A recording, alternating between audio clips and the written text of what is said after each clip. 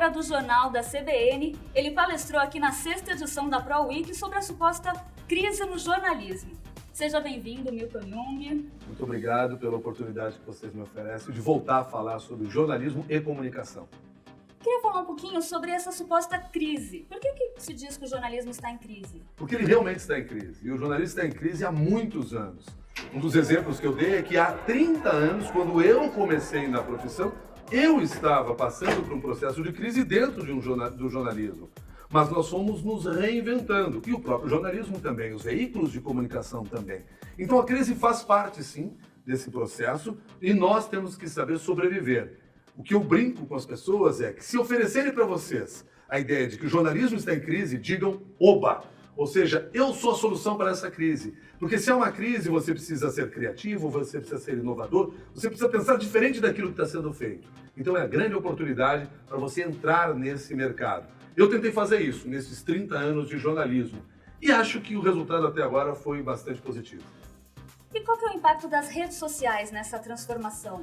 Esse é um dos grandes motivos da crise atual. Nós temos, por exemplo, uma crise de identidade no jornalismo. Porque muitas pessoas acham que ao publicar uma informação na rede social, no Twitter, no Facebook, estão fazendo jornalismo. E não é verdade. O que nós estamos fazendo é produzindo conteúdo, é publicando uma informação única e exclusivamente. O jornalismo vai além disso. E aí está um erro que muitas vezes nós cometemos, nós que trabalhamos com jornalismo.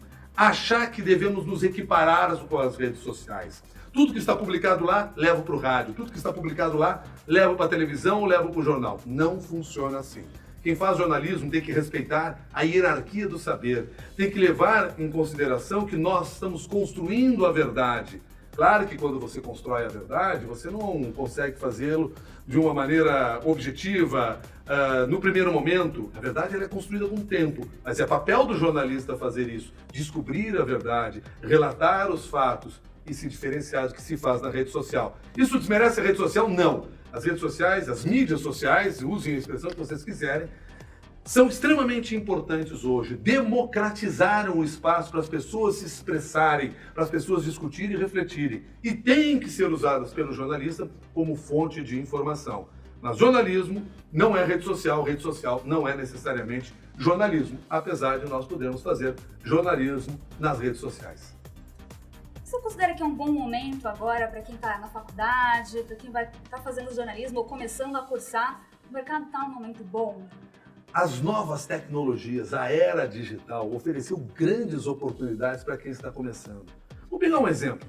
Quando eu comecei no jornalismo, ou quando eu estava estudando jornalismo, isso lá pela década de 80, do século passado, se eu quisesse publicar uma reportagem, mostrar o meu trabalho, eu precisava necessariamente imprimi-lo num papel, passar o mimeógrafo, seja lá o que for, para que aquele material estivesse exposto, depois eu distribuísse para quem eu pudesse alcançar. E o meu alcance era mínimo. E precisava, no mínimo, de dinheiro para eu conseguir publicar aquele jornal e o meu trabalho chegar às pessoas.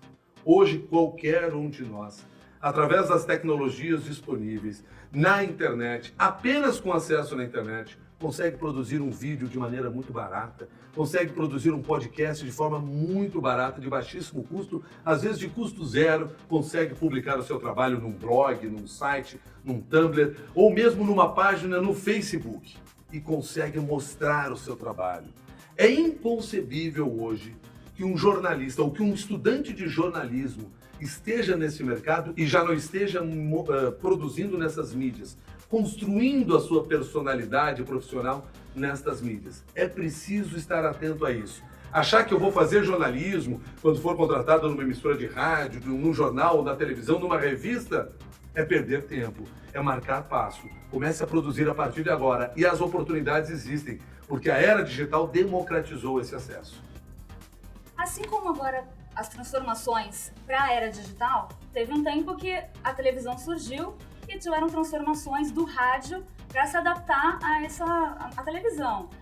E o senhor trabalha com rádio, quais são as vantagens ainda hoje de trabalhar mesmo com todas essas transformações? O rádio é um veículo que se reinventou com o tempo, quando a televisão chega ali pela metade do século passado e substitui o rádio, tira o rádio da sala de casa, porque o rádio era um imóvel dentro da casa, ou era um móvel fixo dentro da casa. Quando chega a televisão, aí se descobre, se tira os transistores de dentro, aliás, se tira as válvulas de dentro do aparelho de rádio, se coloca o transistor para ele ganhar mobilidade, ou seja, ele passou a ocupar as mãos das pessoas. E desde lá ele só se reinventou. Hoje não tem sido diferente. E é o que o rádio tem conseguido fazer. Se ele sobrevive até hoje a todas as tecnologias que aí estão, é porque ele soube utilizar essas tecnologias. Nós fazemos rádio hoje em podcast. Muitas pessoas até questionam se isso é rádio. É um produto, sim, do rádio no podcast. É um tipo diferente de rádio que se faz. Hoje eu apresento programas na Rádio CBN que são transmitidos primeiramente em vídeo para a internet, mas não deixa de ser um programa de rádio. Então, por que o rádio sobrevive até hoje? Porque ele soube se reinventar e ele utiliza as tecnologias que aí estão. Em 2004, quando eu escrevi o livro Jornalismo de Rádio pela editora Contexto, eu, lá naquela época, já defendia a ideia de que a internet seria o novo oxigênio para o rádio, e a história confirmou isso. Falando em livro, você escreveu um livro novo, Comunicar para Liderar. Queria que você falasse um pouquinho sobre os conceitos desse livro novo. Livro que eu escrevi junto com a fonoaudióloga Leni Quirilos, que é uma especialista na área de comunicação e com quem eu desenvolvo vários outros projetos na área de comunicação. E uma comunicação que vai além daquela que eu faço no dia a dia no jornalismo, apesar de ter usado a base de conhecimento do jornalismo e ela ter usado a sua base de conhecimento na fonoaudiologia. Mas o que nós mostramos é que a comunicação é uma habilidade hoje essencial para você liderar uma empresa, para você liderar um grupo de trabalho, para você liderar a sua própria carreira. Nós não podemos abrir mão disso. Os líderes hoje, que podem ter diferentes modelos de líderes, trabalhando de diferentes formas dentro do seu negócio, mas hoje, essencialmente, você tem que ser um líder comunicador. E essa é exatamente a ideia que a gente passa no livro Comunicar para Liderar. E mostramos algumas estratégias que são importantes de serem desenvolvidas para que você consiga desenvolver essa habilidade. Porque o importante é a gente perceber que a comunicação é uma habilidade aprendida, ou seja, é uma habilidade que a gente pode desenvolver. Muitas vezes as pessoas dizem assim, mas eu tenho vergonha de falar com outras pessoas. É possível superar isso através de muito trabalho. Comunicação é dom e talento. Se o seu dom é menor, é dom e treinamento. Se o seu dom é menor, você pode treinar mais e ter uma boa comunicação. Para finalizar, eu queria que você desse uma dica para os jornalistas, um incentivo para os jornalistas que estão começando agora. Bom, não deixem de aproveitar as novas tecnologias que aí estão para mostrar o trabalho que você tem. Mas, principalmente, aproveite esse momento para experimentar novas fórmulas. Não queira simplesmente reproduzir, copiar o que já está acontecendo. Baseie-se em outras formas de comunicação que existem por aí. Tem se falado muito no mercado hoje sobre o fenômeno dos youtubers.